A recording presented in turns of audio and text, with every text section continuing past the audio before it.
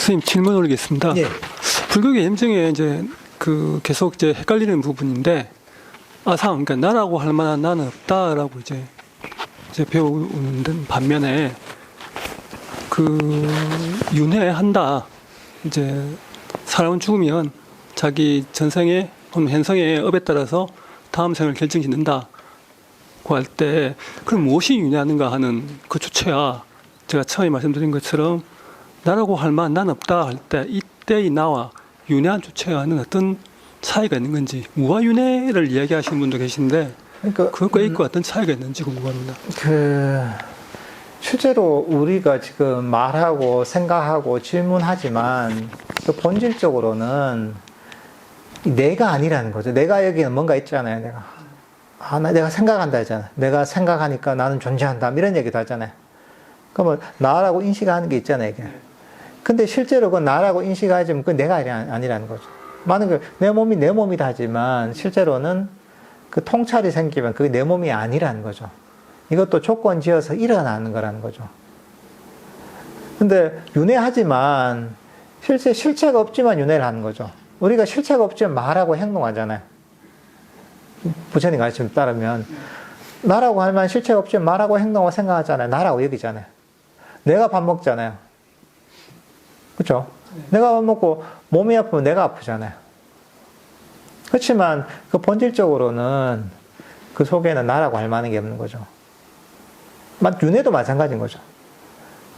지혜가 생기면 실제로 나라고 할 만한 게 없는 게 진리지만 그렇지만 그런 통찰이 없는 경우에는 이걸 다 나라고 여기는 거죠.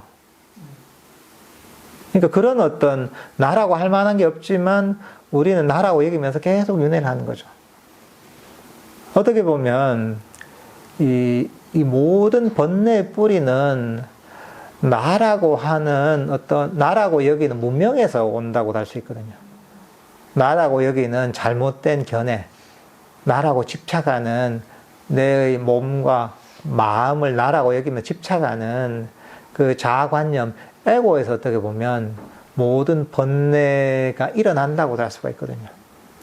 내가 생각하고, 내가 행동하고, 내 몸이고, 내 마음이다 얘기잖아요. 근데 그게 어떻게 보면 모든 이제 이 번뇌의 뿌리이기도 합니다, 이게. 그러니까 윤회를 한다고 하잖아요. 누가 윤회를 한다고 생각하는 것도 보면 벌써 자아관념을 가지고 하는 거잖아요. 내가 생각하는 거잖아요. 내가 생각하고 판단하는데 이제 이런 상태로 보면 현재도 착각을 하지만 이런 상태로 윤회를 하는 거죠. 근데 따지고 보면 실체는 없는 거죠.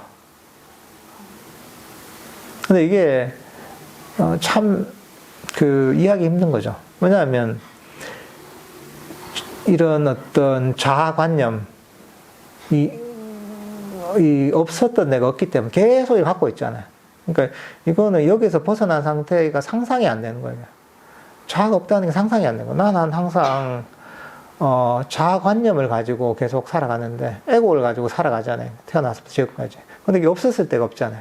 그러니까 그게 사실 이해가 안 되는 거예요. 내 경험의 영역이 없는 거예요. 이게. 경험의 영역이 없기 때문에 상상할 수가 없죠. 사실은 이게. 그래서 사실 불교 수행이라는 게 어떤 부분들은 이해의 영역을 벗어난 게 많아요. 왜냐하면 우리의 이해라는 것은 경험의 바탕이 있어야 이해가 됩니다. 약간이라도 비슷한 종류의 경험이 있어야 되는데 그게 없으면 이해가 안 됩니다. 원래 인식의 속성이 그렇습니다. 이해하지 못하면, 경험하지 못하면 경험의 바탕이 없으면 이해가 안 됩니다. 모아도 사실 그런 분이죠. 그거 이해가 안 되는 거예요. 모아에 대한 통찰이 좀 생기면 조금 이해가 될 수 있죠. 경험이 좀 생기면. 근데 그렇지 않으면 그게 대충 머리로는 이해되는데 실감은 안 나죠, 이게. 그런 것 같습니다. 예.